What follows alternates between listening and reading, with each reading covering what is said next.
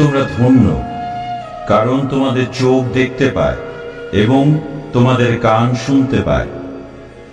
আমি তোমাদের সত্যিই বলছি, তোমরা যা যা দেখছো তা অনেক নবী ও ঈশ্বর ভক্ত লোকেরা দেখতে চেয়েও দেখতে পাননি, আর তোমরা যা যা শুনছো তা তারা শুনতে চেয়েও শুনতে পাননি। এখন তোমরা চাষির গল্পের অর্থ শোনো। যখন কেউ স্বর্গরাজ্যের কথা শুনেও বোঝে না, তখন শয়তান এসে তার অন্তরে যে কথা বোনা হয়েছিল তা কেড়ে নেয়। সেই পথের পাশে পড়া বীজের মধ্য দিয়ে এই রকম লোকদের সম্বন্ধে বলা হয়েছে। আর পাথুরে জমিতে বোনা বীজের মধ্য দিয়ে তাদের সম্বন্ধে বলা হয়েছে, যারা স্বর্গরাজ্যের কথা শুনে তখনই আনন্দের সঙ্গে তা গ্রহণ করে, কিন্তু তাদের মধ্যে শিকড় ভালো করে বসে না বলে